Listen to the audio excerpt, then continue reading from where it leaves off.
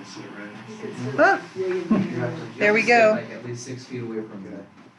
All stop. Okay. It I'm is sitting on the sofa. Wednesday, May 6th, 10 a.m. County Court is in session for the normal part of our agenda. Following voucher approval, we'll start with the pledge. I pledge allegiance to the flag of the United States of America, and to the republic for which it stands, one nation, under God, indivisible, with liberty and justice for all. Thank you.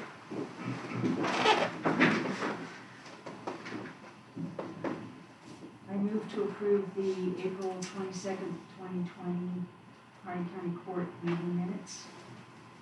Second that. And seconded to approve the April 22nd. We have the work session. Work session Yeah. meeting. Not outside of our normal meeting. Any further discussion? All in favor, signify by saying aye. Aye. Motion carries. Item C, opportunity for public comment. We're again running this meeting as a closed meeting due to COVID. So we do have an 800 number out for folks to call into, beginning at 10:05. We will honor those phone calls if we get any public comment.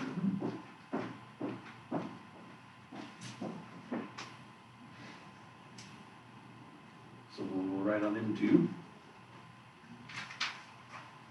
new business. What's that? First thing is you. Yep. All good to get us a COVID-19 update. All right, so we still only have the one case in the county so far. Haven't heard anything else from the hospital personnel who were put into quarantine. That's been a week and 2 days, 9 days now. Yeah, by the end of this week, if they're gonna start showing symptoms, I would think that they would start showing it this week. But still haven't heard anything, so hopefully it's not that big of a deal, and maybe they did follow enough procedures to keep everybody safe. Besides that, we've, the FET money, we received another, a FET 02 money, which is for the COVID response that's good until the end of next fiscal year, which is a total of $33,572. I think that's right. Yeah, $33,572. It's good until the end of June 2021, which we've already spent a little bit of that money for the UV lights to do our own sanitation of N95 masks. You were able to acquire some? I was able to get 2 of the lamps. They're total of $6,000 is what we spent for them. We also got a hand washing station for clerk of court's office, but it didn't come in time, so we had to borrow one from the Forest Service. The other one's still coming in, and it will still be used by DAG, but on the days that he wouldn't need it, which he only needs it during the election time, it will be stored down at Search and Rescue and used for Search and Rescue if we need it for any missions out, where people can at least wash out. It could be used too for like fair, public health. It can be or used something for like that. fair We talked also. about Yeah, that. it will have multiple uses, and so it's not that big of a deal there. We are also looking at a monitor for the jail, which is this here. It's to be able to check blood pressure, O2, temp, everything else. This is a $3,000 item. They need one, and if we do get COVID positive prisoners, then we're not transporting equipment from public health over here. It's going to stay in the jail. It will have its use over there too. Also, the personnel coming in, swapping out, between shifts, will be able to use it to check their own temperatures and stuff like that. Because the current forehead thermometers that they're using over there, we have a couple people that it's showing over 100 degrees.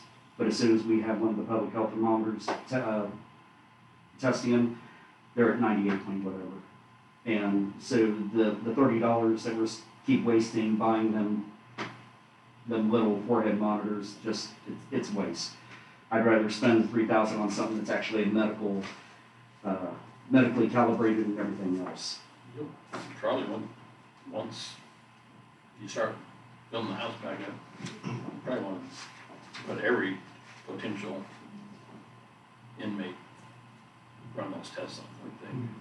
And even in the past, we've had people, either diabetes or different reasons, where blood pressure cuff, we have one of those, and just like you said, the little cheap little temp things and stuff, so it'd definitely be useful in there. Do you You know, have to have a nurse administer that, or can anybody? I don't believe so, and I don't know if there's any special training required for that one. If there is, we have to have people do it, but as far as just like regular corrections deputies will take, I mean, everybody has a CPR first aid card, but that doesn't really qualify us for a whole lot. But we'll take like blood pressure or assist them with their blood sugar tests and stuff like that. you know, so their personnel that are working in there should be able to use this. It's not, everything is electronic. So once you put the cuff on, you hit a button, it starts the blood pressure thing. It's not having to, like the nurses where they have the stethoscope listening in and everything else, this is automatic. So we shouldn't have a problem with that. So we are trying to spend some of that $33,000 before the end of this fiscal year, but we're still gonna have some left over for next year also.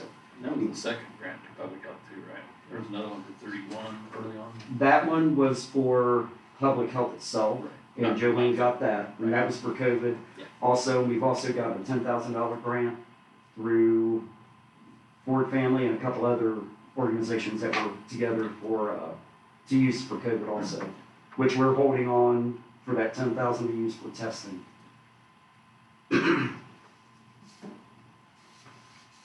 So we are getting some monies and we're trying to spend on things that we are actually gonna be able to use. The only thing with the lights, the UV lights, I need to find a place to actually use them. I gotta have a room or something with plugs and, And there's lots of little closets here. Yeah. I think if we can- and that's it, I may have to Yeah, find something. We were Let's looking give at, it a gym in the morning. what's that? Let's give it a gym in the morning. Okay, because I was looking over at the health department and she was like, well, we can use this one bathroom, there's no plugs in it. And the other room that I really wanted to use, there's other stuff in there, like a couch and stuff. And the UV lights will degrade anything like that, any soft materials. So I don't want it to use with the couch sitting there and then that couch is just gonna fall apart after a couple of times of getting hit with that UV light. I can do 1, 2, 4, 5. There's gotta be a Yeah, place there. we'll There's gotta be find- a place there. It's easy. We'll find some, or I will do something down at the search and rescue building. I'll find something or build a little cubby hole or cabinet that we can put them in with, that we can do the N95s. We can also use it to, after they kind of do a quick wipe down of a exam room, they can be used in that room to disinfect the whole room. So there's One multiple big one over reasons, there. there's multiple ways of using these lights also. So probably only one at least.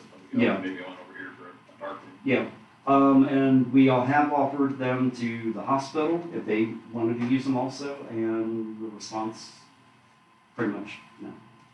They were having a problem even doing the Battelle system, which is these connexes that are, I'm guessing, I don't know for sure exactly, but I do believe it's pressurized hydrogen peroxide that gets blown into the room to disinfect.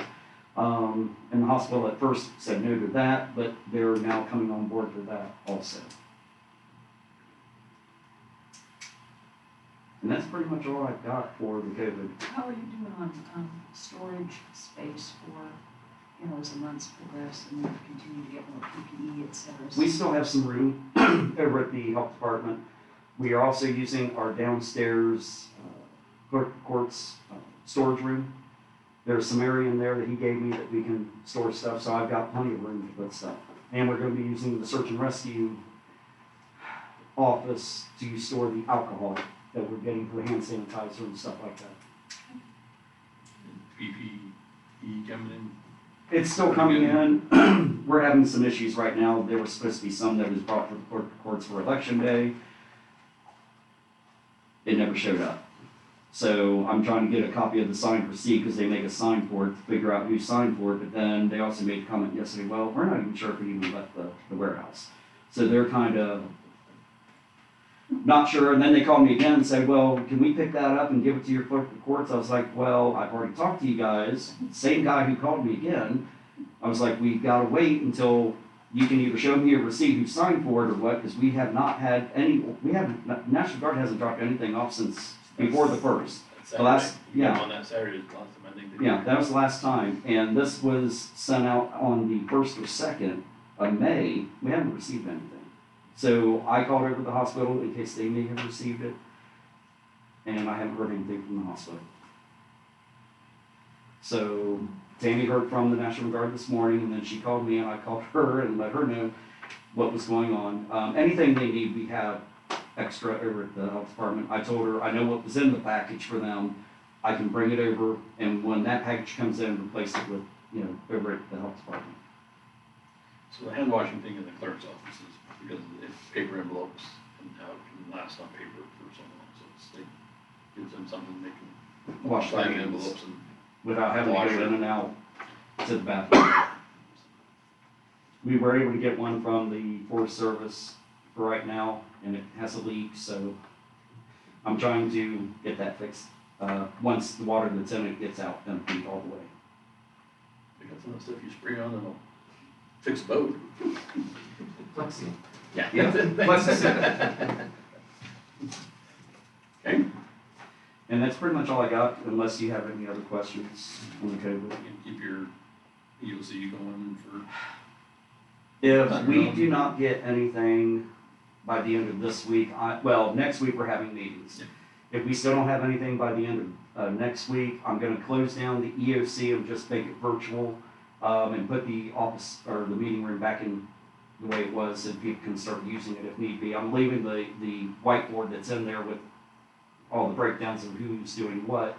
We'll leave that up in case something starts ramping up, we can always convert it right back. It didn't take but half an hour to move everything around that we needed to. Right. Thank you. So Paul, hopefully, we're gonna be looking at the reopening plan and talking about it, but I'll be talking about it later today. Do you have what's your availability? You got meetings? Don't have anything rest today, I don't think, except dealing with the National Guard. Thank you. They can find birds. They found it once. They've been here a couple times. They've been here a couple times. The problem we're having is one driver has been to the hospital. When we had the tent come in, I had him deliver it to the hospital. That's the only place he ever went to. So the next time he brought PPE here, he dropped it off at the hospital. And then I was told we had PPE, and it's like, no, we don't have it. Well, the hospital had it, and we were able to get it fixed and brought it back over. This time, I have no idea. And honestly, they don't even have any idea. They're, like I said last night, the one PFC was like, well, it could be here. We may not have even took it to deliver it yet. And it was supposed to be here before the election started. So, I don't know. I'll hopefully find out today. And hope we continue on the path we're on. Low and one and done. One and done. Like We want to be one and done. We actually had two, but the one didn't count towards us. Okay. More questions for Paul? Appreciate what you're doing. Yeah, he's been real good to work with. Getting a little bit of rest on the weekends? All I do is sleep all day. Yeah, if I do get 2 days off, I sleep 2 days. And then I come into work and do it all over again. This too shall pass. Okay, thanks, Paul. Item 2, resolution to recognize 911 telecommunicators as emergency first responders. Paul brought this to us. It's been signed in some Clackamas other County, counties. yeah, Clackamas County did this during the 911 telecommunicators week. And I was planning on bringing it to you guys prior to that, but then we didn't have court the day that it would have fell on, so the telecommunicator week part, which was a proclamation, we did not put into this one. This is just the resolution. Because we have other counties who are interested in doing this also, to recognize the 911 telecommunicators as first responders. And I've worked over there with them during like the May storm and heard some of the stuff that they went through, and honestly they need to be recognized for what they do.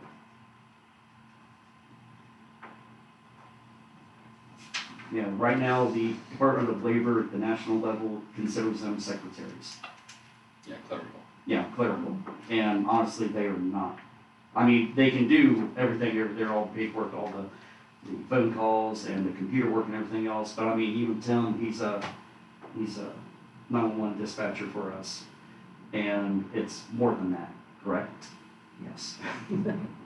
And I've sat there and listened to them while they're dealing with anything from someone who's just having a heart attack all the way to the 7 or 8 that were dead on 78 a year or two ago, from the people from Washington. Yeah. And Suzanne was the one who took that call, and she had PTSD for a while from that. Because when they called her, they were just screaming.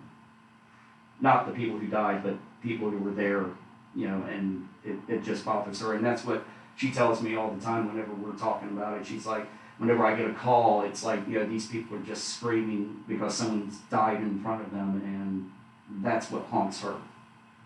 And then half the time, they don't get to know what happened in the end.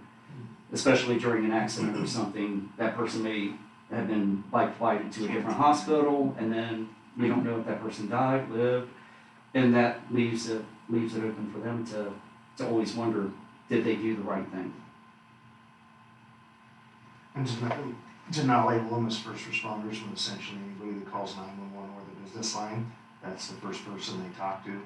And again, a lot of them, usually as officers, we try and go in there and tell them kind of disposition or how it happened or what happened as far as what we know, to give them some closure with it. But there's been several incidents where, you know, they wonder, and then the mind starts to wander, and they think the worst case scenario, and so it plays on their emotions and everything else. But I personally don't think it's fair. I'm told there's not like any monetary difference or PERS difference or anything. It's just basically recognition for the work they're already doing. I wonder why, Definitely deserve it.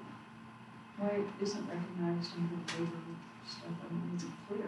There's been some bills put into DC, and they just keep getting clogged up. So I know Colorado and a couple other places have been trying to kind of doing it at the grassroots level, basically at the county level. Once the counties build up and the state finally recognizes them, then maybe the feds will start recognizing them as first responders also.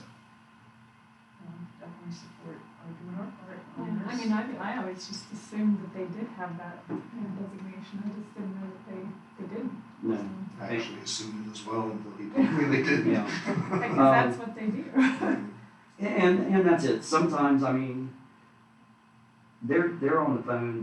They're giving people how to do CPR. Yeah, Or any everybody other can tell medical somebody thing. whose phone's on site. You know, and until someone gets there and they're the person. I mean, I've sat in there a couple times where Suzanne was dealing with somebody who's medically, you know, injured, hurt, whatever, and they got a book over there. They got to open and they got to follow the instructions of that book. But they're making sure that person is there, and she will stay on the phone with them until someone gets there. And we're getting phone calls from Nevada and everywhere else for some reason. I'm along all the time. Yeah. A lot of Nevada calls. Yeah, and due to the size of the county, even just for Harney County, sometimes they'll be on the phone for 2 hours. 2 hours Yeah. with somebody that's hurt and saying, where's the help at? Where's the help? We're certified as emergency medical dispatchers through the state, through DPSST. And so we provide what's called pre-arrival instructions until EMS gets on scene. And I know Suzanne had one a couple weeks ago where somebody went into one of the hot springs clear down on the south end of the county and had second and maybe even third-degree burns. And she was on the phone with them for almost 2 hours until EMS could get down to them. You know, their dogs. The dogs jumped in and then They went in to go save the dogs. Yeah. And had 2 people with second and maybe third-degree burns. the boyfriend, I guess it was up to, Eye level. yeah, and then the girlfriend helped pull him out, but only burned her feet. But and she dealt with that, and she's been dealing with all kinds of stuff like that. And all of them do, not just Suzanne, they all do it. The luck of the draw. I just happen to know Definitely. Suzanne more because Sure. I do hear stuff from her sometimes. She doesn't give me specifics, but she'll tell me why she's upset or something. You got, it helps talk. Yeah. And then, our insurance offers places to go, you get some free counseling, but Another thing that I'm not sure whether we do or not on a regular basis, but when I worked for 10 years in Deschutes County, and we were oftentimes, if we were the dispatcher that was involved on a critical incident, we were involved in the debriefing process. So maybe fire department, EMS, law enforcement would be involved, and they would invite the dispatcher that was taking that call or was dispatching that call to be part of that debriefing process with the chaplain and with mental health services. So, I mean, I think that's always a great idea, because that does give everybody some closure into the incident. It helps improve too, what did we do good, what did we do bad, learn from the incident type thing. I know we've done that on a couple, kind of just whoever was on duty will go and do it, but I don't know if it's like a policy or procedure, but it should be. yeah, figure out how to make it a. Well, there's a stress management. The whole case. There's a stress management class that I was trying to get, well, the hospital was trying to bring here too, and I was trying to get some people from different organizations, Burns Fire, us, and other agencies to go through the training, and then they would be part of a group who, when we have issues where somebody needs to talk, or a debriefing for a major accident where there's dead bodies and stuff, we could actually do it locally instead of having to call people in from, where is it, Bend and Eugene and. There's a lady in Sisters that Yeah. was some type of law enforcement evaluation stuff. But we're trying to bring some of that here so that it would help. Our insurance is supposed to pay for the first 5 free visits for that, and it doesn't always. Well, that's, no. I know Yeah, for a we fact get a- because I've went to one last year, and they covered a little portion of it, but I still ended up paying. Yeah, so Check it's it not out. always the best. And they just, they switched companies and Yeah. the new company, if that was what the new. It might have been during that period of time, but if we could do it ourselves, I mean, Lottie was gonna feel into that, because if it's a law enforcement thing, they may have trouble talking to somebody that's an outsider, but with Lottie, I'm pretty sure that they would feel more comfortable talking with her. Same thing with like dispatchers, if Suzanne or one of them had taken the training, then they would at least be able to have somebody to talk to. And that's what we're trying to do before this new reality hits. And it's definitely deserving. We'd like to make a motion Yeah, I mean, to recognize these folks. so this resolution basically is proclaiming that the Harney County Court, by the Harney County Court, that 911 telecommunicators within Harney County who work at the Harney County Sheriff's Office Dispatch Center are recognized as important first responders who serve our community.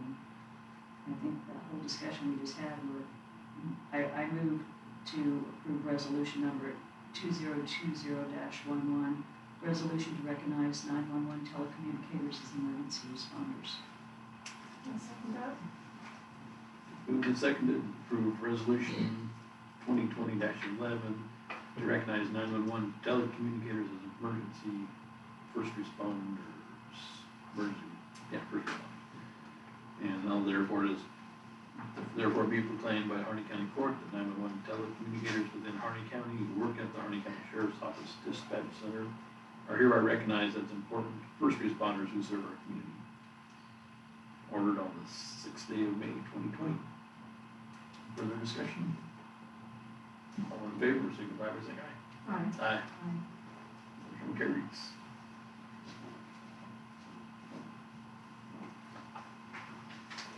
So now it makes more sense to me why we talk proclamation, because that was a week.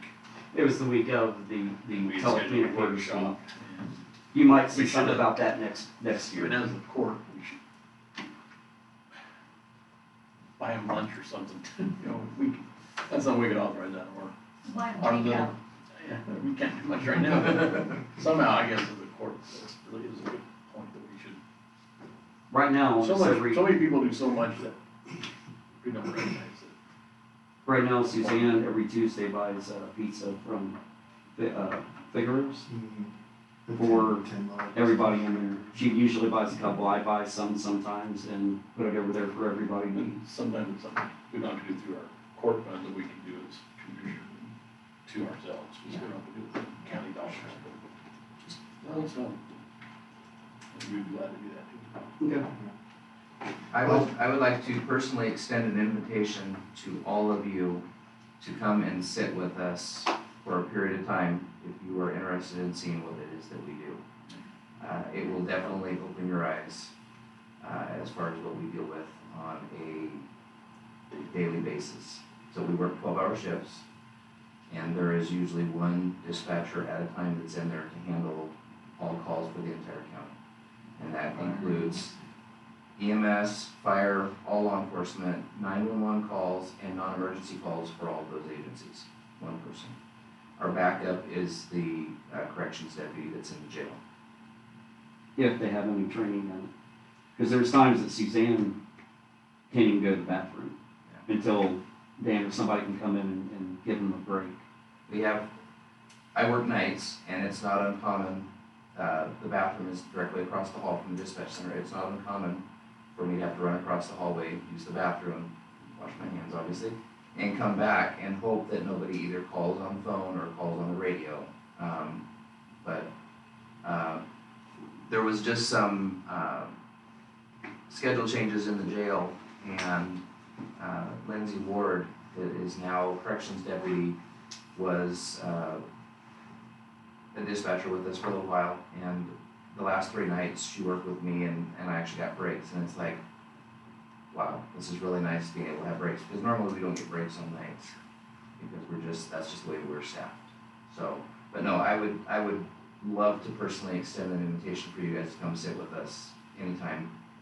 Any better times, certain minutes better? Day shift, you don't wanna be in there, probably at night shift when it's like super boring, when there's nothing going on for hours and hours. But yeah. Except for that hour, that minute you can use it. Well, Now, Law of averages, that's what happens. there's, I don't know what it is, but normally our law enforcement for the 2 cities goes off around 2 a.m.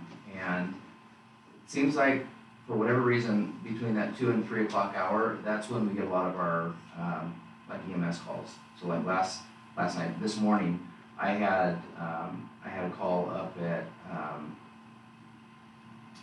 Ashley Manor, and they actually had 2 of their residents. One had fallen, the other one they thought was having a stroke. And so I dispatched EMS, and they went up there and they transported the stroke patient. But that's not uncommon for us to get, a couple of EMS calls even after law enforcement's off. I had one, I don't know if it was Sunday night or Monday night. Law enforcement had just gone off duty for burns. I had an EMS call up at Broadway Trailer Park, and they got up there, and the person that called the medical call in got threatening with EMS, and so EMS requested law enforcement and retreated back to the ambulance, and I had to call out the on-duty burns officer to go up there and provide basically peacekeeping so that they could take care of the patient and transport them. So stuff like that's not unusual either. But no, day shift would probably give you a better idea, because you're gonna get a more well-rounded exposure to the calls that we handle.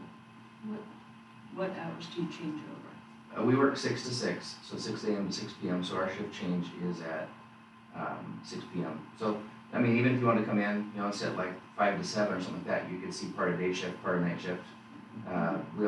Seems like we always have a lot of stuff happening right at shift change. and Suzanne, for some reason, seems to be a magnet for some of the biggest incidences we have, like the deaths out on 78. I think we all get them in Spurts. I wouldn't say you get them in threes, but you get them in where you get several in a row. I had the fatal accident out on 20 West where the semi came around the corner and hit the trailer that knocked it into the guy that was trying to get the pickup going again. I took that one, and it was 4:30 in the morning, and so I had no law enforcement on, so I had to call call law enforcement out, call the fire department out, tone the fire department out, tone EMS out. So, Yeah, they all you get put through the ringer. you'll get those calls, you'll have like absolutely nothing going on at night, you'll get those calls, and then I'm off at 6 in the morning, I go home and it's like, How do you wind down? from yeah, that? you have to wind down.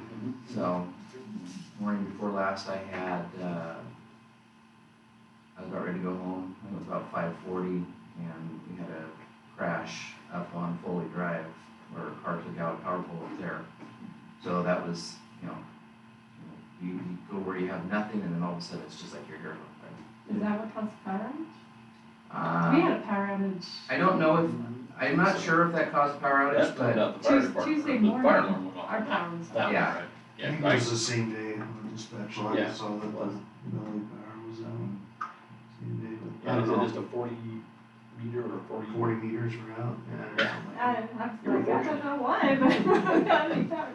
Yeah, I've sat with all the dispatchers, and I mean, even Jennifer, Dan's sister, who's a dispatcher, has been through stuff during the May storm. She was on the phone with the lady who didn't want to die, and we didn't at that time know the radios were down, and EMS never got the call.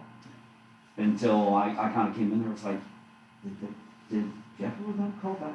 She was like, oh no, they didn't. So we ended up having to call on our phones to get a hold of anybody, and I mean, they go through a lot over there. And even, you Just think, download. one incident, maybe you'll get one call, 911. I know I was sitting in there helping dispatch, just because I heard the phone just continuously ringing, and sometimes they'll have a phone to each ear and talk on the radio at the same time. It was the 4th of July fire, just up the 47 road a little bit there, and there was at least, I want to say, I don't know if this number is right, but at least 57 or more 911 calls about that fire. So you're just like, 911, where's your emergency? On both sides, both phones, and all of a sudden, oh, there's fire, yep, we're aware of that, thank you, boom. And about the 15th one, there's a motor vehicle crash right here with injuries, and it's like, oh, there's a real one, you better take it. I was working the night that we had the structure fire up on West Bennett, the McKnight residence up there. And they think that the fire burned for a while before it hit the propane tank, and then when the propane tank went, there was a loud explosion.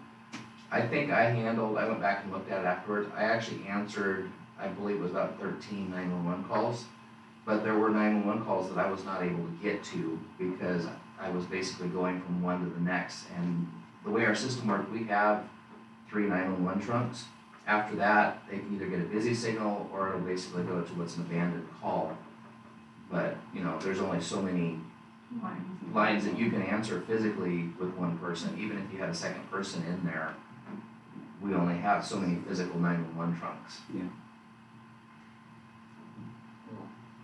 Has there been any change even since the stay home period? I don't know that I've really seen, obviously with our new protocols as far as the patrol protocols and the protocols that the jail has as far as the inmates that they're accepting and the bookings that they're accepting, it's affected that. As far as calls, I don't know whether we've really had any downturn. I think, you have people that are quarantined, they're in more proximity with their families, with themselves. I don't think that the drug abuse hasn't gone down. And then you've got people that are, kind of cooped up, kind of getting a little bit of cabin fever because, you're not allowed to go out, you can't go to the parks, you can't go to the campgrounds, all that stuff is now restricted. So I think it'd be interesting to look back after it's all done and see if we've had more disputes, more domestics, that type of thing. But overall, I don't think that we've seen a real downturn as far as the calls that we're handling. Seems like there's an increase in medical costs. Yeah. Just looking at- Well, and I think, that could be something where, the initial information, and I think it's kind of changed as we've gone along, but the initial information was don't go to the hospital unless you have life-threatening injuries or you have life-threatening COVID symptoms. And so I think what that has done is people that normally maybe are on Medicare, that would normally go to the hospital for their medical care have held back. And so I think that is having a kind of like a trickle down effect where, yeah, we do have people that should have been going to the hospital for medical visits that are not. So EMS, I think, is probably having to pick up that slack. You kind of heard that in budget for rural health. Your normal flu visits, theirs are down because people are yielding to COVID or not calling it at all. Well, I know, I talked to Scott Williamson, Fire Chief of Burns, and he said his numbers are down, call outs. Last thing I heard the fire alarm, I heard it twice in the Yeah. last week, it's like, man, I haven't heard that for weeks, Yeah. it's been quiet. He was saying that now that people Fire. are home, they're able to catch things before it becomes too serious. Oh, not my trailer up Saturday. I need to take a phone call. Thank you all. All right. In the budget, Thank you. in the budget for July, I hope, we haven't gone through that in the budget, our intent is to replace that one position, so now we're getting that tax, do that new tax revenue, so that'll help you guys out. Yes. Thank you. Thank you for coming, guys. Thank you, Dan.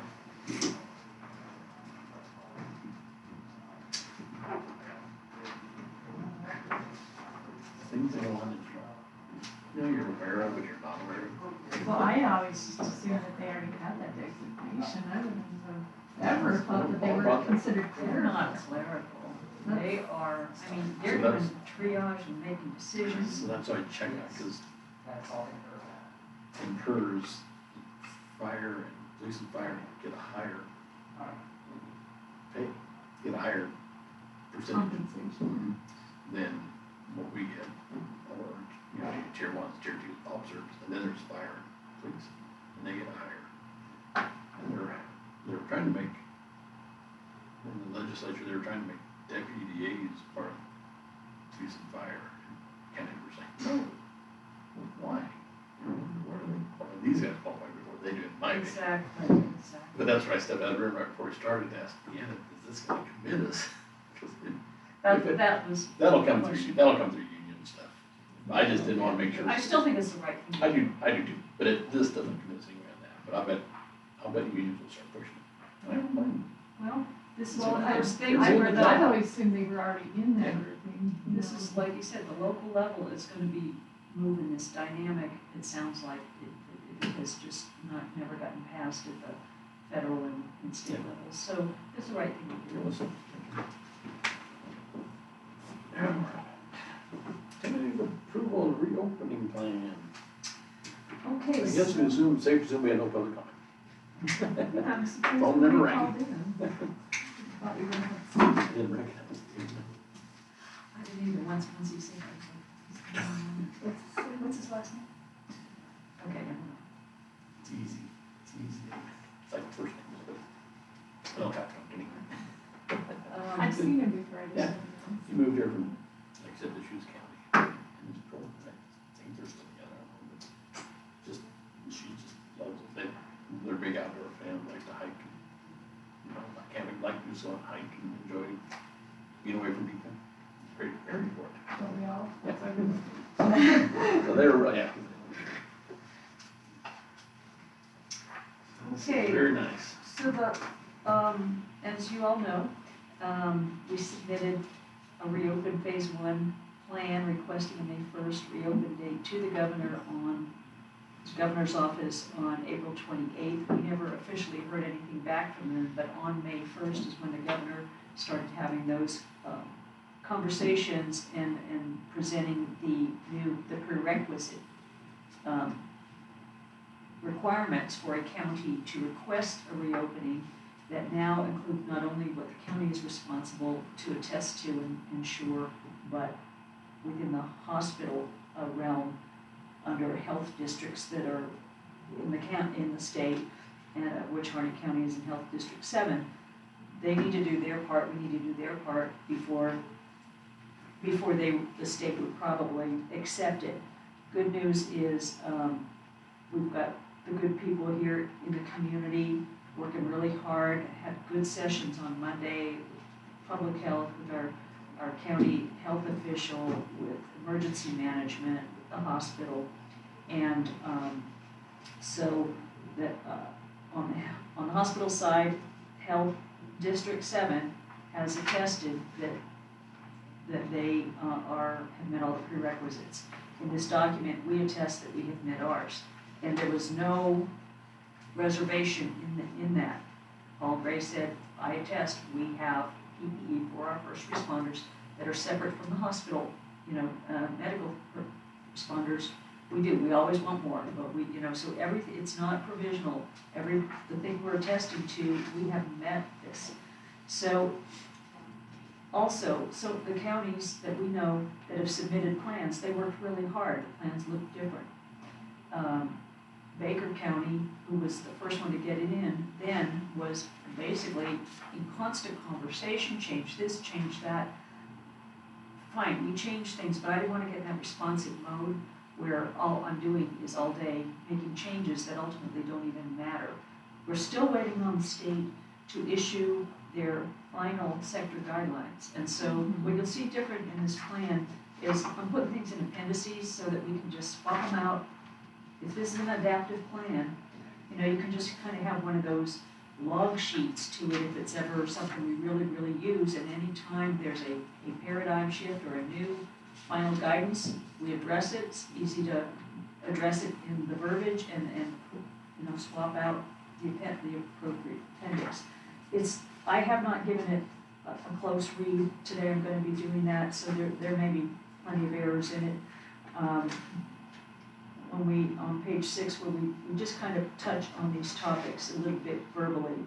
Some of them look like there's only 1 or 2 sentences. That's where we are right now. That's fine.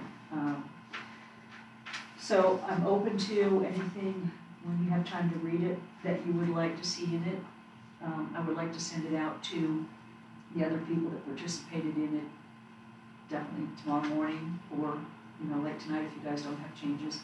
And just in case there's anything else, what do you think as far as that for timing and getting it out?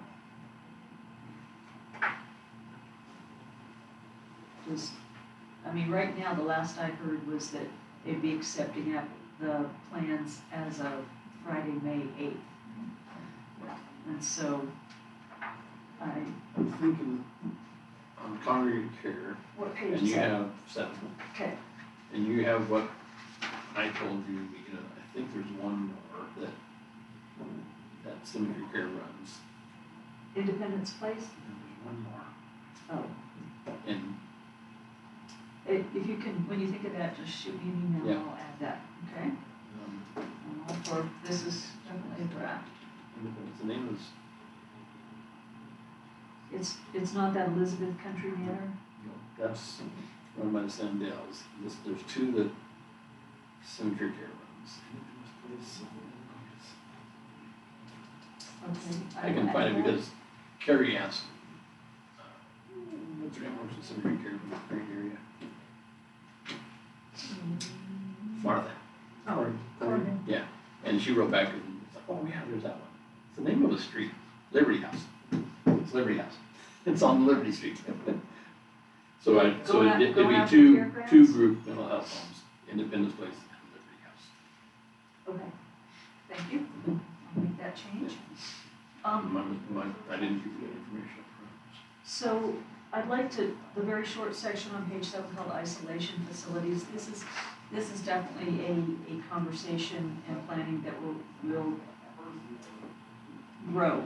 Right now, one of the things in the checklist for the prerequisites said that the county should be able to provide some narrative on how they would respond to 3 different outbreaks if it happens in your community. So when the heads got around the table, basically if the Sundowner is already an isolation facility by contract, What's it that when needed. contract finalizing them? Signed But last also, week. and none of these are necessarily for sure doable or not necessarily ideal. But the conversation was the Now Here Field Station might work, it's farther out. So Paul is gonna be having some initial conversations with them. And I know that schools are off limits for a lot of things, but we do, there's only a few places in the country that have public high school dormitories. And so the Queen Dormitory, which is a separate structure, it is individual rooms, it does have a kitchen facility, it's away. Has anybody communicated? No, I have not. So these are the ideas that just the people beginning to say, these might be some additional places, there's probably more. But that's as far as that has gone right now. So they've just been identified for further discussion. So we would only need and 3 facilities Well, specifically called out in the document? not, that or- isn't specifically how they say, they just say, how would we respond to 3 outbreaks? And of course, it depends on the outbreak. If an outbreak is a family, or at a ranch, or at a place that is now gonna self-isolate where they are, then that doesn't require this type of support. Carrie just mentioned the OIA has a wing that has never been open. I don't know, I haven't gone there. Their state entity, still have that discussion. If the answer is no, the answer is no. But if they have a facility that has the potential to be a place and it's isolated enough from the rest of its facility, then so OIA could potentially. So these have to be discussions, and don't know what the answer would be. Do you want me to contact Matt, Polly on the Queen Dormitory? Yeah. Standard. And then we could get a yes or no from, no, Yeah. from them and then. Or should Mark first be contacted? Well, it's under the superintendent's preview, Yeah, whether he would be able to even do that with the ODE's Yeah. approval. Yeah, and it may be that it would be an accepted situation anyway. Again, there aren't too many in Oregon that even have dorms. No, it's. And it would not be when, of course, school's in session and the dorms are being used, it would be as long as it's not. And that would be more of a crisis response to if we had a bunch of outbreaks. Pete, you may have plenty of ideas on that, just because you've lived here longer and you might know places I haven't thought of. But that's how we address that, and that's about as far as we can go right now till more time passes. Every week, almost every 3-4 days. At one point, we did discuss the senior center, in one of the initial groups. And I don't know if that ever went anywhere. I think the fear there was, well, if you shut it down, then you're shutting down your Meals on Wheels, you're gonna affect on different realm Other of people services that that are, come out of there. because of, I just Everything think else they being mentioned issues. initially. you know, Dan was talking about purchasing either Knotty Pine or Fallen Tim's up here. There's a lot of money flowing around right now that he's looking at. Who's looking? Angie, Okay. for somebody. Okay, so there So might the be Knotty some Pine addition. Hotel is vacant, it could be an option if funds could be secured. But I think her board, jump on the board, but we haven't had official meetings because of COVID. She's also talking about building across from the senior center on the lot they own, some better apartments that actually would be smaller than what we just built out here. But it would give us 12 units that are 1 bedroom, still have a kitchenette, and everything you need, bathrooms, and with the same contractor that did this, single level. So she's got 500,000 somewhat secured, would do 4 units. She's, from Susan Christensen. Right. When that comes available, well, it's not available yet, I guess, but Susan was pointing out is, I told her, Carrie, we'd be willing to try to write for another 100 for $1 million. And they could do 12 units right now there, here in the senior center, veterans housing. Give them some options for the problem we're gonna have with Burnstown Apartments. It's all dreams, it's all talk, but the non-decline could be something that can happen, though, I would think. Which I think In an emergency, anything we that probably can just get it have opened up. in a closer locale too, than if you're 30 miles out or, especially Right, if they're right. needing any medical Right. supervision. That's right. Non-decline, I think, in an emergency, we could get with the elders, open that baby up for some rooms. I'm sure there's money out there that we could do it. Oh, good, I'll So, let you, as you can, maybe just, I think the important thing is just, 'cause a lot of times, when you first have an idea and you go to someone who knows more about it, they're like, and then they think about it and they go, well, Well, probably if it was that kind of a crisis situation, we probably could, maybe we need to start thinking about it. So that's where things are. Every 2 to 3 days, something that we have nothing on, then Paul will update me with, or Jolene on, yes, now we have this.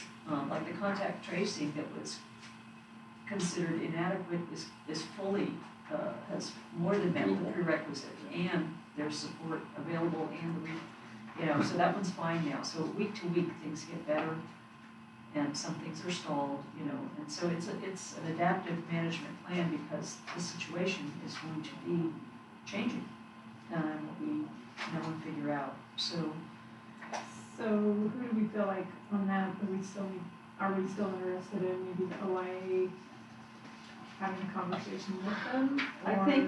I think we want the emergency manager to begin the conversations, and at least just to, or not, well, I don't know, Pete, what do you think? Do you think it needs to be a county court outreach, or emergency manager outreach? Probably a combination. Probably would be the best. The director, or the title is the head guy there, is Greg Smith. Oh, I think Paul, I think that for Monday, I think Paul wrote down, Mr. Smith's name too, and was gonna call him, I just haven't probably checked in with Paul, I think that may have already. Paul and myself put You might have together. already contacted me. Yeah, that's it. So we have adequate isolation facilities for our current level of COVID, but again, we're planning for, Worst case. yeah, as we move out. So that one's a little bit thin right now, but it's gonna get So the better. senior center owns the parking lot up to the old, what's that place called? Old restaurant there, Powerhouse. Powerhouse.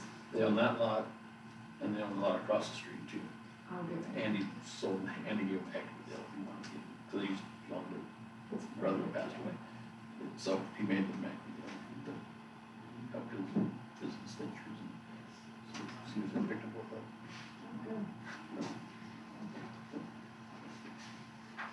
One of the things in here is when we talk regional partnerships, I mean, obviously, we are in Health Region 7, and that is a partnership.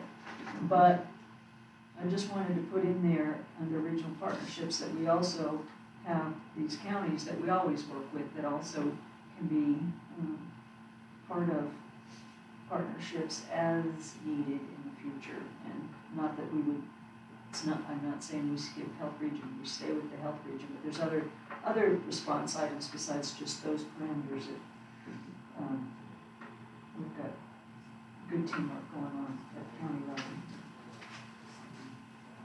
Yeah, and we're fortunate in that way where we do have more options out there than just our health region.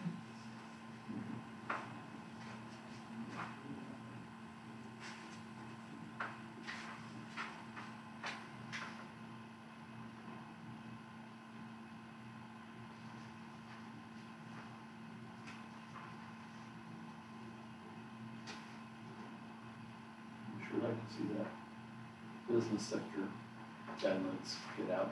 Once the business sector guidelines get out, they will be put right into, and, You addressed it right, I just. yeah, it doesn't seem like it should still be up in discussions and we should finalize. Or I believe that they're having a meeting this afternoon. The Eastern Oregon Regional Economic Recovery Team is meeting at 2:30 today on Zoom. So that's probably why Courtney asked that question, is when we deal with it. Are they, is that Andrea The governor's forwarded committee. it to me. Is that the committee that's actually working the sector stuff, or? I believe so. Or is From it- what Andrea said, I believe so. Because Andrea had the draft for the personal services, and she sent that to me yesterday morning. And so, or I can forward it on. Yeah, I told her I was super curious to see that one, so it's at least in draft form. I am curious, but I'm just gonna react as soon as they send it out, and Well, and we're Read still in draft carefully form, and- hopefully in this meeting, then we'll be able to finalize some of that and then have it on official document. so. Somewhere you had mentioned.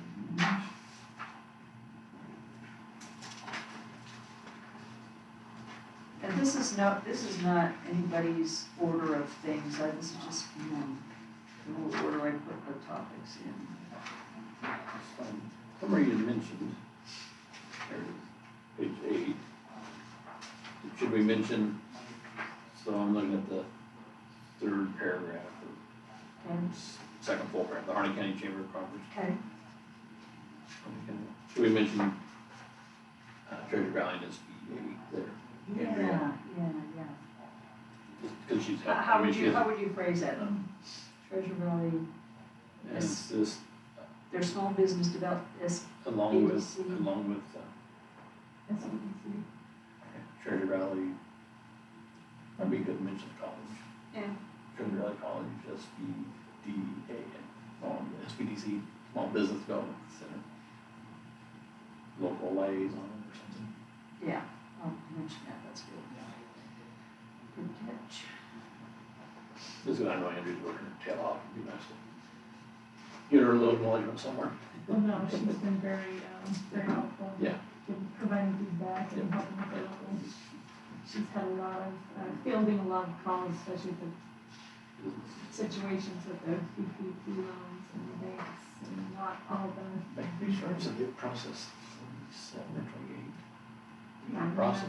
We've had a really good result from Bank of Israel and some of the other banks had loan pickups. Yeah.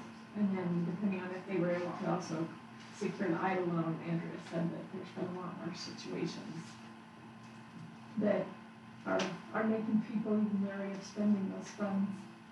And that's the hard part, because from the time that they applied for them, the rules have changed, and so that makes people very leery that they're gonna end up getting stuck.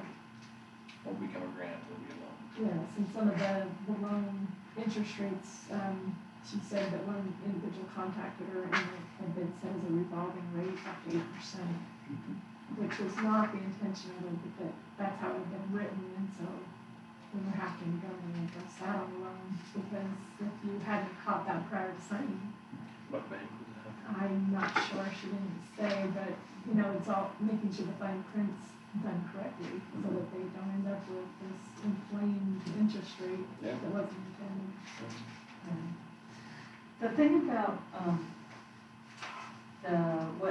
the Health Region 7 chart, which is, it's gonna be Appendix B at some point. To me, when I look at that, it doesn't, I like to see a big check or a big yes, it's met. And when I look at number 2, minimum testing regimen, when I look under there, the region, it's required, right? They have, I just don't see that good affirmative statement that I like to hear. It seems like you have to just kind of You have assume. to just read across it, you can't just look at it. But and- even reading across, I'm not seeing yes, metric met, and then they can add the verbiage. So I might ask someone about that, and that's because I might be overlooking it, maybe it's on here, I'm not catching it.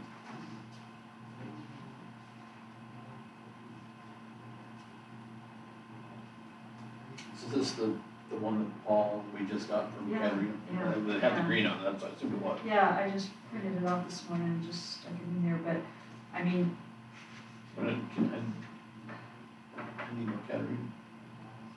We got an email from her, or she was on one of the emails with this, that maybe yeah, King yeah, Chris I might just call, or or have Paul call her. yeah, have Paul call, because I just want it to be so clear. And Paul handed it to me, he said the green is good, the region part is good, it's green to go, it's good to go. Yeah, but I agree, I don't see the wording that says Yeah, met, yeah, and like, maybe there's something there, and that's why earlier, I'm starting on page 3, where I put the seven metrics, if you will, in bold. I would put met, Harney County's met it, Health Region 7 has met this prerequisite, see attachment B, so I want it to be clear on attachment B, whatever that looks like. Again, met, the one that isn't met, again, is number 5, finalize statewide sector guidance. And I just put Harney County will follow Oregon's guidelines for sector reopening, see Appendix C, and we'll stick it in there. once we get it. I don't mind working it over and over again, but it just makes no sense when they're not looking for perfection, they just want us to address these things, we're addressing them. Well, and you need to keep it concise, because they aren't gonna have time to go into extra detail. Plus, it was clear many things that were sent in had not been looked at, such as our plan. Yeah, That we sent them on a Tuesday, on Friday, they hadn't even looked at it. It's, I think they're gonna be more of a lump of, this stuff's gonna be, how important are these gonna be? I think they're gonna be important by health region, but Kenny's gonna be pretty much forced to do what they say. Not forced, but that's what you're gonna be expected to follow. Or your businesses are gonna be expected to follow. On Appendix D and E, I just cut and pasted that from Lake County's plan. I didn't even worry about it because we need to see what they send out as the guidelines, and they'll put it in there for phase 2 and 3. So I mean, you can read it, but I didn't even work it. I'll just stick it in as a placeholder until, A lot of things from what they see happening in phase 1 will affect what's gonna happen in phase 2. right. So why put a lot of effort? So those are just placeholder appendices right now. I just, As we've seen, they're behind us, they're not ahead of us on any of that, and so if we try to move ahead, then we end up duplicating efforts.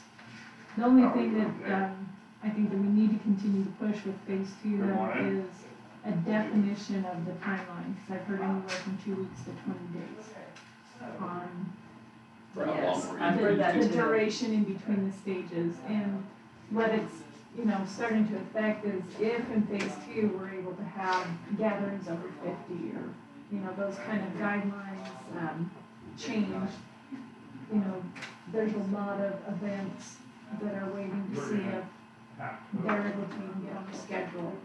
And so, it's very timely for those events to be planned if she would give us timely information and an actual nailed down timeline, so as we communicate to people that it's, I had a call this morning from, I had a chance to say, look, he'd been contacted, since people are wanting to put on roping of 50 or less people, these fairgrounds, they're thinking of, the end of June, they're wanting to know if they can try to schedule something, and I said, we cannot give you a definition on that at this point.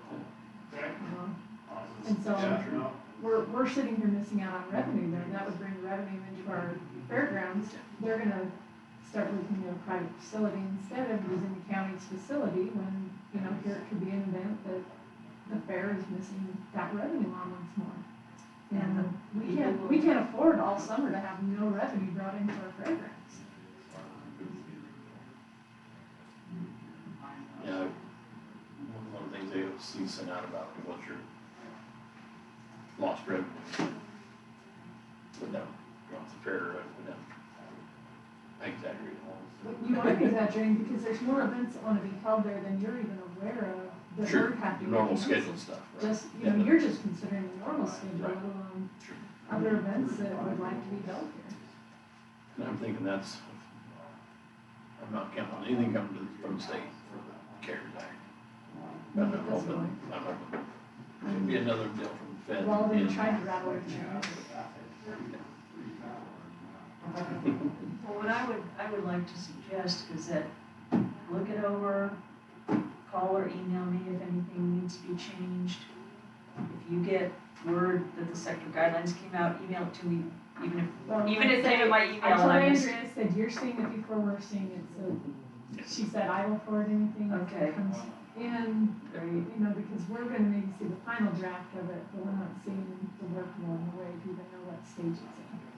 What I would love to do is have all these things fall into place, everybody look at it, and then on Friday, we come in and sign it, and Carrie scans it, and she submits it to Jennifer, the person that's on the prerequisites you send it to. Copy us so that we can see if they, if they confirm, we have received it, And doesn't mean we aren't keep working these issues, but at least it's, No, but by then, they should have had all the pieces sent to us that were required. That was the expectation, so. So my philosophy is less is more in this type of a plan. It's an adaptive management and that we can be responsive without having to rewrite our document. Just build on No, it. what you've done is excellent. Yeah. And this is very well done. We just need to be able to have the latitude to implement it.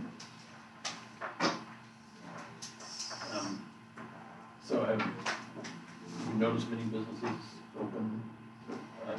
I heard Yeah, there you know, are many. and then there's still some that just chose to shut down That that could be weren't even under the guidelines Yeah, of 'cause requiring. Fran called as far as her dress shop and wine store.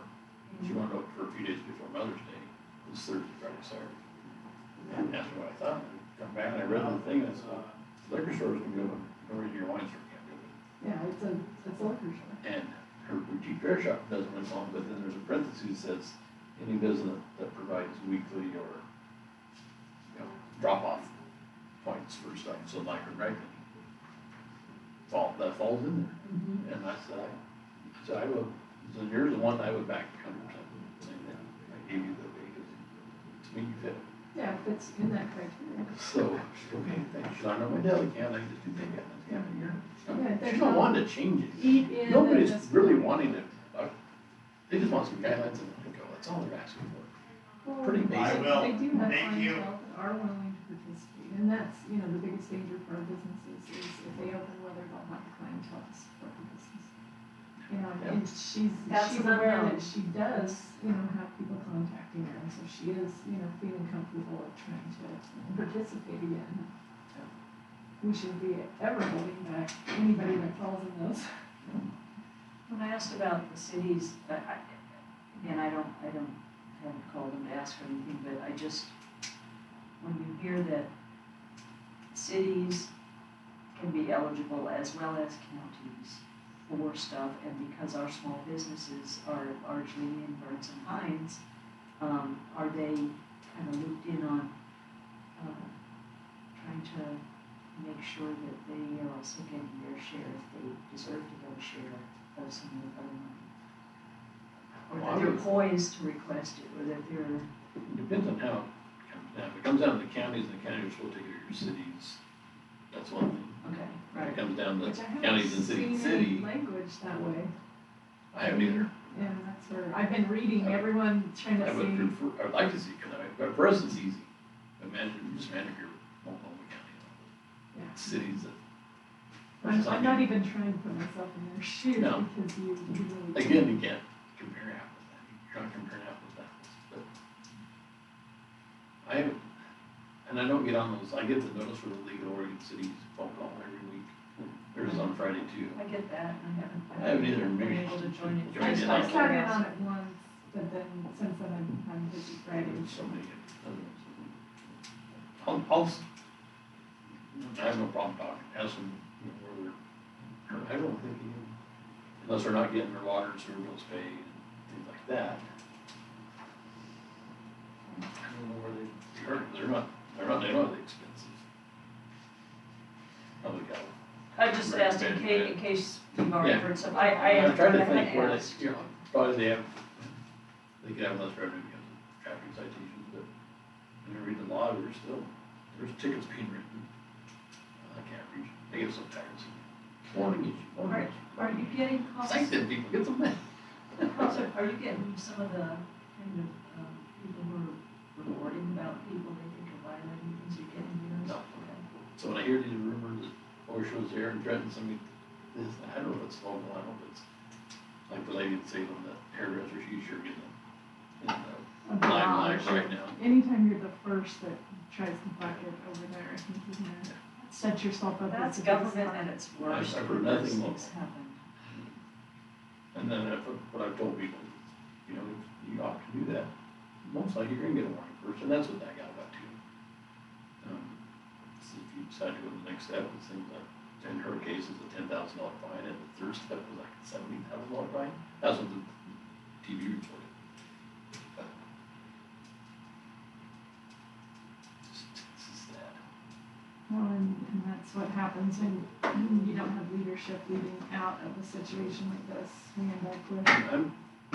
We hope for the first. Tim Houlihan sent attachment on prerequisites for moving into phase one reopening, so I haven't opened that up yet, but he said attaches the updated slide deck. So maybe it's out, but I'm not sure why we would not get it quickly. We have to be at the mercy of everybody else to send it to us. Unfortunately, I feel like that is a piece that we need to address moving forward with the governor's office is the communication chain is. To the county level. Yeah. It's kind of like you have to scrounge for It the is not latest. I mean, they should be doing everything through AOC, and AOC they'll get it to us. No, I have no question, AOC will. Happy birthday, I'm in county court. Have it in our hands. No, and that's where I strongly like to move, that forward, but, we've seen the deficiencies, we've seen where the chain of commands broke, where the chain of communications broke, and we need better communication coming down. Should we bring that up on our Friday morning phone call? Or I think that, and then with Courtney also, Yeah. it's one of those drive it in a couple different areas, because we shouldn't be the ones receiving it from this entity and that entity, and we're hoping that we open the right email to catch it. Exactly, that's how I feel like there's so many. I so may many have missed replicates. it, but When you open emails, then you get, like, I get When you aren't sure which one to spend your time on, because you don't have time to go through every single one that comes. It's-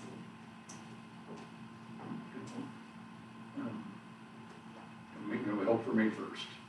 I think we all kind of knew that was just open the businesses with, but well, we Yeah, never really even made heard it- no. No, we Never heard didn't an answer, answer. so we thought you better ask, looking at, better be told no. looking at, I get their part with the health regions, that makes sense. It kind of works regionally for us.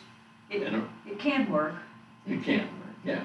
I mean, I can see the thinking behind it, why. I can too, I can see that. And that's part I never thought of when we made this push, we want to open our businesses, here's some ideas. I was always looking at the business side. I wasn't looking at the medical side. And they brought that along, and they're trying to meld Well, them. we weren't And so sure if they June- were So May assuming that we were 15th, responsible for all I mean, if of we that. can hit May 15th, I think our We've got all push, our prerequisites, there should be no reason we can't. And that doesn't mean we're dropping our pack off and not continuing to work responsibly on all this stuff we are. No, but I think that there's been a lot of changes implemented in just social protocols and other things that are going to continue forward and help, slow the spread of it. Yeah. I was talking with Mark, at least we got a date. And I'm hanging my hat on that date, and schools ask me, and they get their sector guidelines, follow their sector guidelines.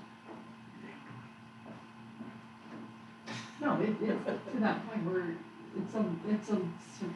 they'll either survive or they won't at this point, because, there's a lot of places that are only open year round because of what they work during the summer. Someone pointed out to me yesterday, and my mind doesn't think this way, and I'm not running for office this year, but, the May 15th date's a lot closer to the May 19th date. And that maybe just for some reason, they just want it so that if a candidate who's running is on the fence and doesn't wanna be seen as, lose votes over open, be cautious, Yeah, you and all wish that, I'm you like, would I don't really know, drove I don't know how that works, but, That timeline. I don't think know it's what just- was magical about May 15th, I I think don't. it's the lack of planning on the state's end, and that they didn't have They didn't even start their planning. committees in place. They didn't start They- talking until our letter went out. No, and that to me is the deficiency, and they pushed it to there so that they'd have time to scramble on their end of putting all these other pieces in place. That Rick Dancer guy on his interview, he said, if it had been him, he said, they would, if that was me, he said, we would have been working on that plan the day after we Closed, closed. yeah, no, that's an issue, begun.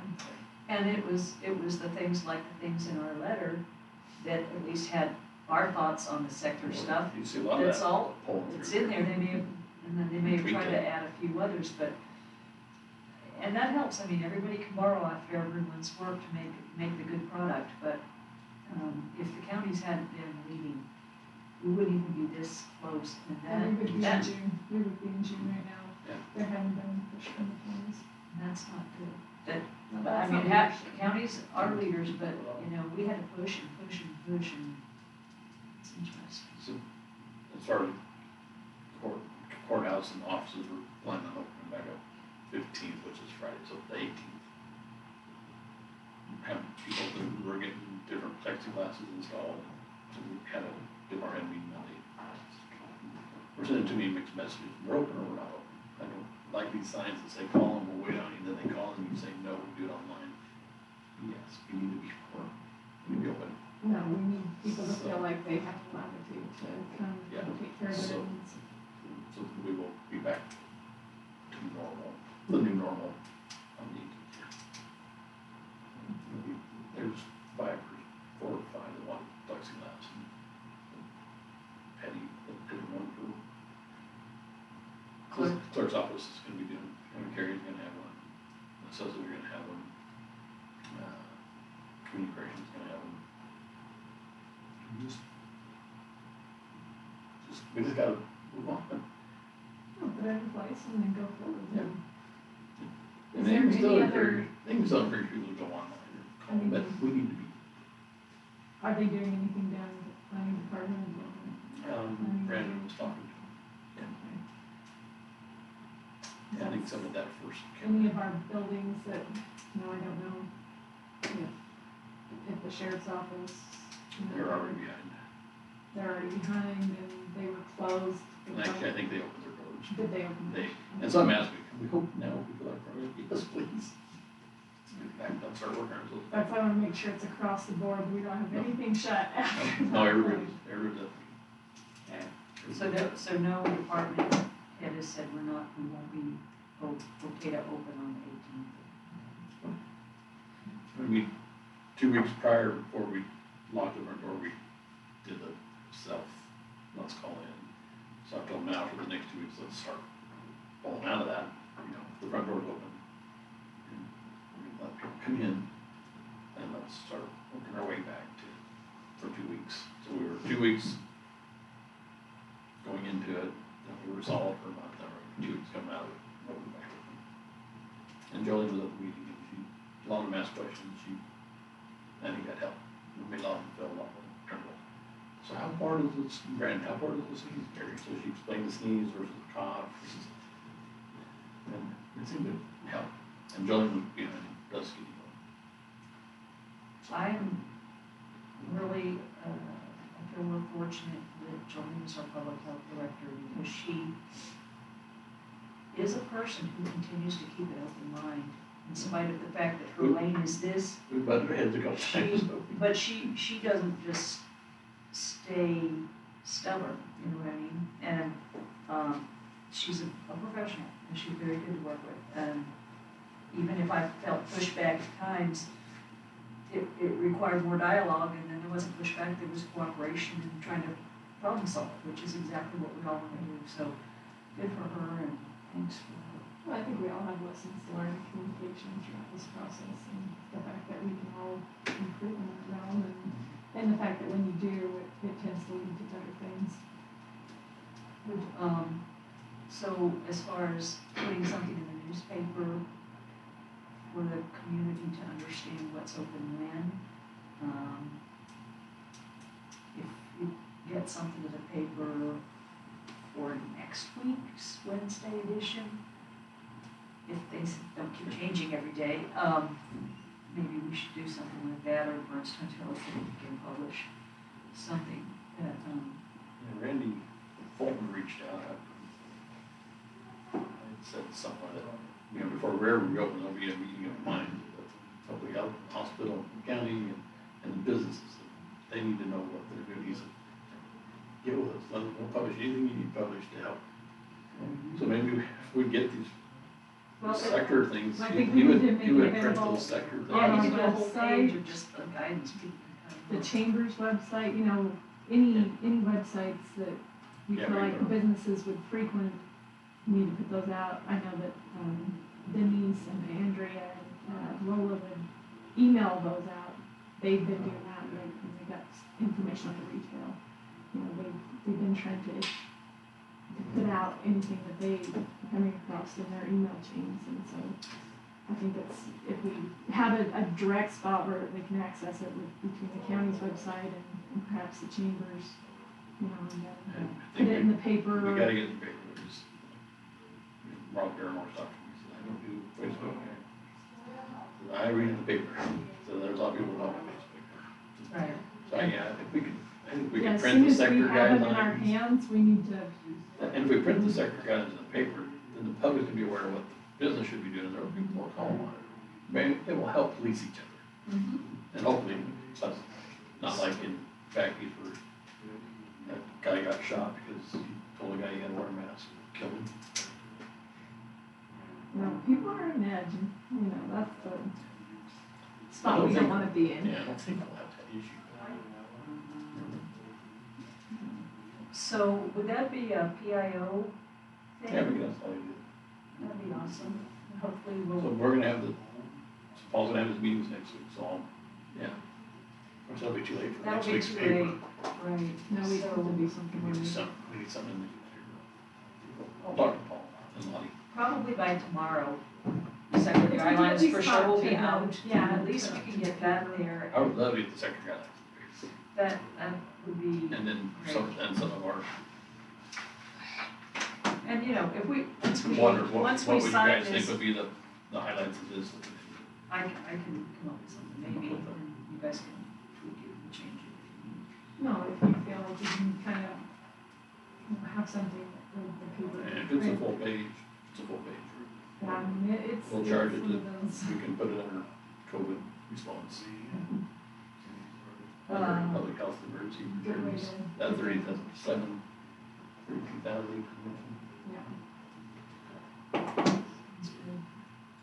I noticed right on the first page, I still had May 1st instead of May 15th, so I'm gonna change that. I mean, there will be, I did not read this carefully, I was, Well, and I'll go over it this afternoon. yeah, so you will find things, I'm sure. But I feel like, so should we just kind of plan to, come Friday, unless this gets derailed? I mean, as long as we're on tap, We need I could to- be in here at 8, right, we can, I'd have to get. You out of ranch bed. people get up early. Mark always gives Good morning, people. He's worse than I am. I will be dressed for the 7 o'clock call with Billy instead of my robe that Friday, so I can be driving and listening. So should we shoot for 9 minutes? That would be great. Yeah, especially, definitely not. And that way, once it's submitted, and we can put it on our website, and we can, whatever. Then, I feel like that gives us a week for people to read the information, to feel like they're up to speed with the situation, because it's been so fluid, it'd be so nice to be at a point where the information is static. Here. I might reach out to Mark, I know we intend to print the sector guidelines in the paper next week. Help us get them by Friday at noon, if you can. So, I think that's a good public move, but. Well, the public has to have an level of understanding the information. Well, and I think that will help the person home that might be still scared to go out. Because that's gonna be a part of the business you're gonna have to live with. It's gonna take a while to coach people out. That could be really a big step to making the consumer comfortable. Well, and then also the governor at some point in phase 2 is gonna have to, with that travel restrictions, because, the situation like Harney County, it's the flow through traffic that drives a lot of our, market here, and we need to. That's Access Mark was it. right in making that comment yesterday on the phone call when he cussed, but. Oh, I mean, yeah, on one that's- hand, we're saying we don't want people to come, on the other hand, we're saying No, we I need to go. totally agree with him. I did too. I was trying to be nice and, guys, we live in a free country, like, we aren't gonna tell people they're not welcome. He lost it a little bit, he apologized, What? but he's right. One of We are the- saying two different things.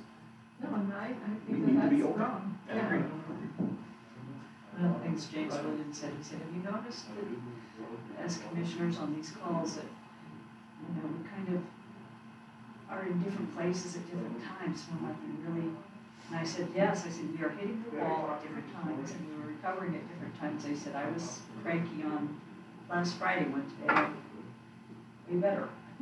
Doesn't mean everything's better, it just means that different commissioners and people are at different places their work stress for trying to move forward is, really working hard and trying, getting frustrated and then move on, take a deep breath. Well, and until the information that's coming to us comes in a more organized fashion, and that we feel like we're better informed, it'll take a lot of stress off of the commissioners, statewide, when we feel like we're not the last ones to know. Between official communication, it needs to be. We need to be on a distribution list that the governor's office uses, and it includes all of us, and it's used appropriately. Yeah, and it's one of those, if ALC is the avenue that the governor wants to follow that through, fine, because we know ALC has everybody's information and will get it out to them. So if they feel like we just need a designated way to do that. I've been very, very impressed with Julie Nickel. Yes, How she's she's doing. excellent. It's very, It's nice to have her at this time in that Got her position. on, boy, there's someone watching out for that position getting filled when it did. yeah, because, there was a challenge in filling that position for a while. And she Didn't have finally that got leadership there hired right now. and jumped, kind of like you, just jumped right into the fire, Yeah, she with called your, me last week, I believe it was, and just said, I've been meaning to call you since I've got on, and, we both kind of came on at the same time, and I said, I appreciate the call, and told her, I have some questions, but they can wait until some of this settles down, because she had the same questions, she didn't have answers to them yet, so. I sent her a Facebook messenger thing, it was, a song, it was an old song, but somebody recorded it to go with it. oh, I really? sent it to her Friday night, and she sent back just thanks, that was the day I was counting. Was out of line, in my opinion, but she said, thanks, I really needed that laugh. So, yeah. Yeah, she was taking heat where there shouldn't have been any heat coming. I'm gonna tell you about a story about the Harper Valley PTO. Oh, that song, one. But it was reverted, it was, I'm encouraged when I hear the phone calls we're on with the commissioners, for our Senate and House district, because you can picture each of them when they're talking. Collectively, you get all kinds of good perspectives brought out, and, it makes me feel good about our colleagues, good people at that level of government. nice to your hands, to say, if you don't mind, I'd like to call back, I'd like to be on your next calls too. That's good. Bill Hansel, good guy. Bill, State you Senate. were the commissioner, you were the county for years. He has our best interests at heart out here. Except for the duck feed. He used to always work back there. It's okay, I don't care about sports. I used to to my. I would razz him about it, and he was sitting here too. Not being there for words. I used to really at least watch college basketball since I went to a big college basketball school, and so I was like, so he kind of cured me of that. I'm like, yeah, I actually do think I'm a little old for that. I think I better chill. So I married my husband, he doesn't like sports either. I have the only, well then maybe you have only the husband that doesn't, even when we did have TV, wouldn't do that TV for football, and I'm like, I'm gonna keep going. Do too. Shoot. Okay, let's move on to water use requests. Cheryl does like to watch Chatting. We're almost done. No, we've been on this. Oh. Sorry, we've been cooped up and stayed at home too long. Let's see, 1 Ronald Topland. There was several that I didn't recognize. Do you want me to have a copy of that to put in? No, On the red line. I wouldn't. I just highlight what. It's gonna change immediately. That just shows that it's applicable to. It's just, yeah, it's just I thought it to show what's Harney County, was dispatcher named T. or in our basin. It's one of our dispatchers. No, I I don't. don't see, so that one was the doghouse. So, well, that was a denied application, which we can understand.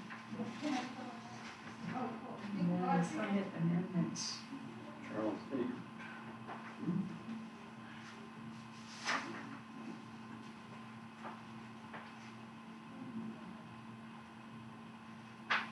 Some of the additional point appropriations must have been drilled a different well. That's gotta be out in Dog Mountain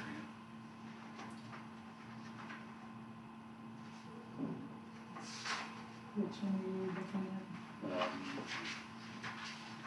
The second one Yeah, David 28th. Charles Eggert. Can I say, it's, I call it Dog Mountain area, but it's, or? No, I know where that one is. it's that, what do you call that? I'm sure. Right, so Weaver Spring. Weaver Street, thank you. So he must be gonna build different, well, homes.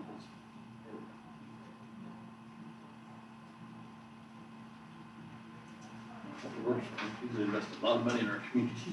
I'm just glad that they can also do wood pellets and not just Yeah. pellets.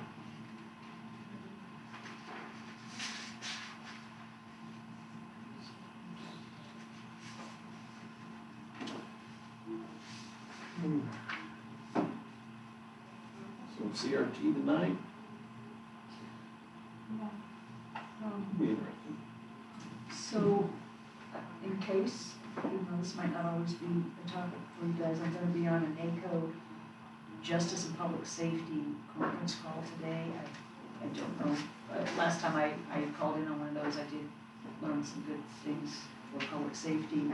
But do you have any concerns related to COVID or anything else? Something signed resolution on the public safety kind of things? Speaking of public safety, Patrick, you seen this? Yeah, I knew he was gonna be leaving, but, I mean, he doesn't need job. Yeah. But I don't know what the replacement is, so I will be chatting, Yeah, okay. Gina, but yeah, he's a good person. Yeah. Honest. So he was trying to public safety stuff at AOC, he's been around for years and he sent us an email. I saw that, Yesterday, but so- it's a legislative. Yeah, I didn't know that was his title before, but. Yeah, well, they all have been doing a little bit of everything lately, so. So that position will be replaced with an organization. I haven't heard that yet. Yeah, they're officially, When- but we keep losing people, so they're trying to replace somebody. In 2017, which was the first time I was a commissioner and went to AOC, they had a lot more staff back then. I mean, now like Andy Smith, he does, veterans and health and human services, and, now they do a lot of different jobs combined. Whereas before there was more staff. I think I'll like send Andy an email to be addressed on Friday's call about, asking about one point of information from the office. I think that's See, important maybe to they'll push think- for, maybe and they get maybe that on they've the heard agenda. it from some others too. I'll send that info and mention. Then we can start there, then we'll mark. Well, I think from here forward, it cause a lot less confusion Yeah. for us and for our constituents. Yeah, I mean, as the things are coming down, before I go, we need to be on the same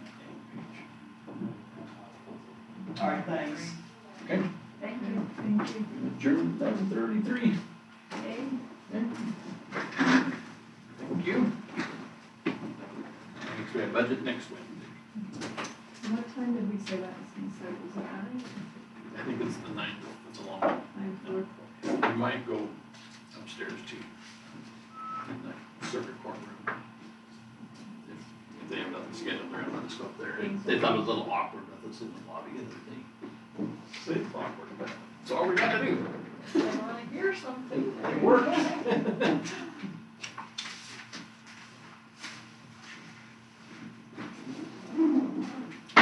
Judge Kramer, Dr. Kramer. I wanted to walk through. I said, we know that, but we didn't mind. You can use the room upstairs if we're not busy. Thank you. Our next meeting's on the 13th. Schedule for us.